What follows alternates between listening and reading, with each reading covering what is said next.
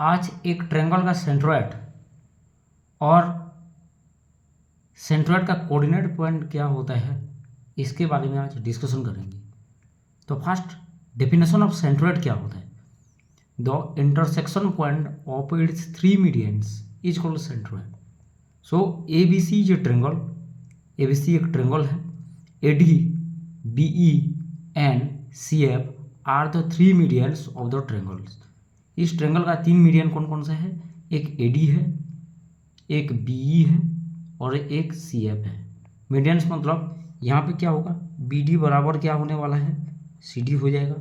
ठीक सिमिलरली ई mid point होने की वजह से सी ई इज इक्वल टू ए ई हो जाएगा और सिमिलरली एफ मिड पॉइंट होने की वजह से बी एफ बराबर क्या हो जाएगा, यहाँ पे ए एफ हो जाएगा। Okay, and we know that the coordinate point of the triangle is, first A का कोऑर्डिनेट पॉइंट क्या होगा, x1 y1, बी का कोऑर्डिनेट पॉइंट क्या होगा, x2 y2 एंड सी का कोऑर्डिनेट पॉइंट क्या होगा, x3 y3। तो अब यहाँ पे हम जी का कोऑर्डिनेट पॉइंट निकालेंगे। जी का कोऑर्डिनेट पॉइंट क्या होने वाला है, और एक चीज यहाँ पे एक है कि मीडियन जी का कोऑर्डिनेट पॉइंट फाइंड आउट करना है। जी का कोऑर्डिनेट फाइंड आउट करने से पहले हमको ये चीज़ पता है कि ए जी और जी डी का रेशियो क्या होने वाला है, 2:1। ए डी और जी डी का रेशियो क्या होगा, 2:1 होगा।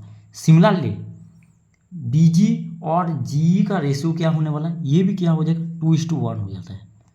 एंड सी जी और जी एफ का रेशियो क्या हो जाएगा, ये भी कितना हो जाएगा, 2:1 हो जाएगा। और ए का कोऑर्डिनेट पॉइंट क्या है, x1 y1 है, बी का कोऑर्डिनेट पॉइंट क्या है, x2 y2 है और सी का कोऑर्डिनेट पॉइंट क्या है, x3 y3 है। अब देखते हैं हम यहाँ पे जी का कोऑर्डिनेट पॉइंट कैसे फाइंड आउट करेंगे। तो एक बात यहाँ से हमें पता लग गया। फर्स्ट देखते हैं बी सी को, देख लेते हैं। बी सी का मिड पॉइंट है डी, बी सी का मिड पॉइंट क्या है, डी है। तो डी का पहले कोऑर्डिनेट पॉइंट फाइंड आउट करेंगे। डी का कोऑर्डिनेट पॉइंट निकालने के लिए मिड पॉइंट फॉर्मूला को अप्लाई कर देंगे अभी। तो डी का कोऑर्डिनेट पॉइंट निकालने के लिए मिड पॉइंट फॉर्मूला क्या होता है, फर्स्ट यह डी निकालने के लिए, इसका मिड पॉइंट निकालने के लिए x2 plus x3 divided by क्या हो जाएगा, 2 हो जाएगा। और दूसरा कोऑर्डिनेट पॉइंट क्या हो जाएगा उसका, y2 plus y3 divided by क्या होने वाला है, 2 हो जाएगा।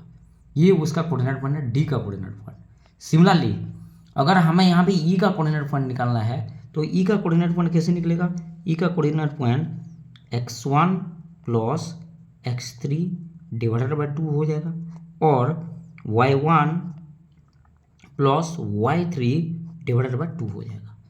ये इसका कोऑर्डिनेट पॉइंट है, ई का coordinate point. Similarly F mid point है, एफ का कोऑर्डिनेट पॉइंट क्या होने वाला है, x1 plus x2 divided by 2 हो जाएगा और दूसरा कोऑर्डिनेट पॉइंट क्या होगा, y1 plus y2 divided by 2 हो जाएगा उसका कोऑर्डिनेट पॉइंट। अब देखते हैं हमें यहाँ पे जी का कोऑर्डिनेट पॉइंट फाइंड आउट करना है। यहाँ पे हमें डी का वैल्यू कोऑर्डिनेट पॉइंट मिल गया, कितना है, x2 प्लस x3 बाय 2 है और y2 प्लस y3 बाय 2 है। सिमिलरली ई का भी कोऑर्डिनेट पॉइंट मिल गया, कितना है, x1 प्लस x3 बाय 2 हो गया और दूसरा कोऑर्डिनेट पॉइंट है y1 plus y3 bye 2। Similarly F का भी कोऑर्डिनेट पॉइंट मिल गया है, x1 प्लस x2 बाय 2 है और दूसरा कोऑर्डिनेट पॉइंट है y1 प्लस y2 बाय 2 है। अब देखते हैं यहाँ पे जी का वैल्यू निकालेंगे। किसी एक मीडियन को हम टारगेट करेंगे क्योंकि उसका रेशियो दे दिया है, कितना है, 2:1 रेशियो है। आप ए डी लेने से भी चल सकते हैं या सी एफ लेने से भी चलेगा या बी लेने से भी चलेगा क्योंकि सबका रेशियो कितना है, 2:1 रेशियो है। ये भी 2:1 रेशियो है, ये भी 2:1 रेशियो है। और हमें डी का भी कोऑर्डिनेट पॉइंट पता है, ई का भी कोऑर्डिनेट पॉइंट पता है, एफ का भी कोऑर्डिनेट पॉइंट पता है। अब यहाँ से एक फॉर्मूला अप्लाई करेंगे जिसके जरिया से हम जी का कोऑर्डिनेट पॉइंट निकाल सकते हैं। अब इसके लिए कौन सा फॉर्मूला अप्लाई करेंगे देख लेते हैं। अब एक सेक्शन फॉर्मूला यहाँ पे अप्लाई करेंगे। कौन सा फॉर्मूला अप्लाई करना है, सेक्शन फॉर्मूला। सेक्शन फॉर्मूला यहाँ पे अप्लाई करेंगे, सेक्शन फॉर्मूला। और सेक्शन फॉर्मूला के जरिया से हम इसका वैल्यू निकालना है जी का कोऑर्डिनेट पॉइंट मिल जाएगा, क्योंकि हमें सेक्शन फॉर्मूला के लिए क्या होता है, एक पर्टिकुलर रेशियो चाहिए किसी भी पॉइंट को डिवाइड करने के लिए। अब इस सेक्शन फॉर्मूला क्या है उसको हम निकालते हैं। देखो ए बी एक लाइन है, ए का कोऑर्डिनेट पॉइंट है मान के चलो x1 और y1 है। सिमिलरली बी का कोऑर्डिनेट पॉइंट क्या होगा, x2 और y2 है। अब हमें ये करना है, देखो यहाँ से एक पर्टिकुलर पॉइंट है इस लाइन में, किसी में भी एक पर्टिकुलर पॉइंट है जिसको हमें फाइंड आउट करेंगे। किसी भी पॉइंट यहाँ पे लिया गया है और ये दो तरीके से दो रेशियो में डिस्ट्रीब्यूट हो रहा है। इसको हम m1 और इसको m2 रेशियो में हम डिस्ट्रीब्यूट कर दें, और इसी जरिया से यहाँ पे जो पॉइंट मिल रहा है ना, इस पॉइंट का कोऑर्डिनेट पॉइंट क्या होगा इसको फाइंड आउट करना है, इसका कोऑर्डिनेट पॉइंट। यानी कि जो सेक्शन फॉर्मूला होता है इसका कोऑर्डिनेट पॉइंट निकाल दे। मान के चलो इसका कोऑर्डिनेट पॉइंट हो गया कितना, x और y हो गया। तो आखिरकार x और y का वैल्यू है क्या, यहाँ से इसको हम फाइंड आउट करेंगे। x का वैल्यू एक्चुअली होता क्या है, अगर एक लाइन यहाँ से m1 और m2 के रेशियो में डिस्ट्रीब्यूट हो रहा है और इसका कोऑर्डिनेट पॉइंट दे दिया है, इसका कोऑर्डिनेट पॉइंट क्या है, एक तो x1 है और y1 है, और b का कोऑर्डिनेट पॉइंट क्या होगा, x2 और y2 है। तो इस एग्जैक्टली x का वैल्यू क्या होगा और एग्जैक्टली y का वैल्यू क्या होगा अगर उस लाइन को m1 और m2 रेशियो में डिस्ट्रीब्यूट करता है। तो उसको निकालने के लिए सेक्शन फॉर्मूला का दरकार पड़ता है। सेक्शन फॉर्मूला का दरकार क्यों पड़ता है, क्योंकि x का वैल्यू हमें फाइंड आउट करना पड़ेगा, क्योंकि उसका एग्जैक्टली वैल्यू मिलना चाहिए। तो इसके लिए फॉर्मूला है x is equal to, formula क्या होता है section formula, m1x2 plus m2x1 divided by m1 plus m2 similarly y is equal to भी निकल सकता है यहाँ पे m1y2 plus m2y1 divided by m1 plus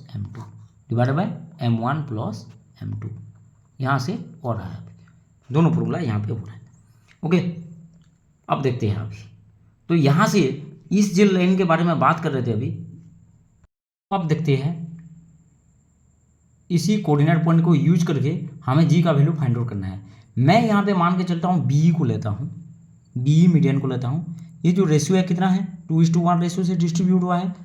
अब देखते हैं इसका मतलब क्या है, m1 का वैल्यू 2 है और m2 का वैल्यू क्या हो जाएगा, 1 हो जाएगा। एंड b का कोऑर्डिनेट पॉइंट क्या होगा, यहाँ पे x2 है और ये y2 है। सिमिलरली इसका कोऑर्डिनेट पॉइंट, e का कोऑर्डिनेट पॉइंट क्या होगा, x1 प्लस x3/2 है और दूसरा y1 प्लस y3/2 हो जाएगा। अब सेक्शन फॉर्मूला अप्लाई करके हमें जी का वैल्यू फाइंड आउट करेंगे बी और ई का कोऑर्डिनेट पॉइंट को यूज करके। देखते हैं सेक्शन फॉर्मूला निकालेंगे। अभी पहला कोऑर्डिनेट पॉइंट निकलेगा, देखो किस तरह से निकलेगा पहला कोऑर्डिनेट पॉइंट। वही सेक्शन फॉर्मूला अप्लाई करेंगे अभी, m1 into x2 plus m2 x1 divided by m1 plus m2। अब देखते हैं यहाँ पे m1 का वैल्यू 2 है और m2 का वैल्यू 1 है। तो अभी उस फॉर्मूला अप्लाई कर देंगे तो क्या निकलेगा, देखिए अभी इसका कोऑर्डिनेट पॉइंट, जी का कोऑर्डिनेट पॉइंट निकालने के लिए 2 into x1 plus x3 divided by 2 plus x2 divided by 2 plus 1। इसका मतलब क्या होगा, देखो ये 2 के साथ ये 2 कैंसल आउट हो जाएगा, तो यहाँ वैल्यू क्या निकलेगा, x1 plus x3 plus x2 divided by क्या होने वाला है, 3 हो जाएगा। ये उसका कोऑर्डिनेट पॉइंट है। सिमिलरली y का कोऑर्डिनेट पॉइंट क्या निकलेगा, y1 plus y2 plus y3 हो जाएगा उसका कोऑर्डिनेट पॉइंट, डिवाइडेड बाय क्या होने वाला है, 3 हो जाएगा। तो इस तरह से चाहे आप जिस भी मीडियन को अप्लाई करोगे, क्योंकि उसका रेशियो दिया गया है 2:1, तो उसी कोऑर्डिनेट पॉइंट को यूज करके आप जिस भी मीडियन का भी रेशियो को आप यूज करोगे, जिस भी मीडियन का आप कोऑर्डिनेट पॉइंट को यूज करोगी, तो सबका वैल्यू क्या होगा, x1 plus x3 plus x2 bye 3 और y1 plus y2 plus y3 divided by 2 होने वाला है। यही सेंट्रोइड का फॉर्मूला होता है, सेंट्रोइड का कोऑर्डिनेट पॉइंट होता है। और ये इंपॉर्टेंट क्वेश्चन है सेंट्रोइड निकालने के, सेंट्रोइड का कोऑर्डिनेट पॉइंट फाइंड आउट करने के लिए। यहाँ से अच्छा लेवल का क्वेश्चन बनता है। तो इस तरह से बेसिक कॉन्सेप्ट को क्लियर करेंगे, क्योंकि एक ट्रायंगल का सेंट्रोइड का कोऑर्डिनेट पॉइंट होगा। अगर तुम्हारे एक ट्रायंगल में से तीनों पॉइंट का अगर कोऑर्डिनेट पॉइंट दिया जाएगा और वो सेंट्रोइड है, और तो उसका कोऑर्डिनेट पॉइंट निकालने के लिए फॉर्मूला होता है x1 plus x2 plus x3 divided by 3 और y1 plus y2 plus y3 divided by 3। Thank you.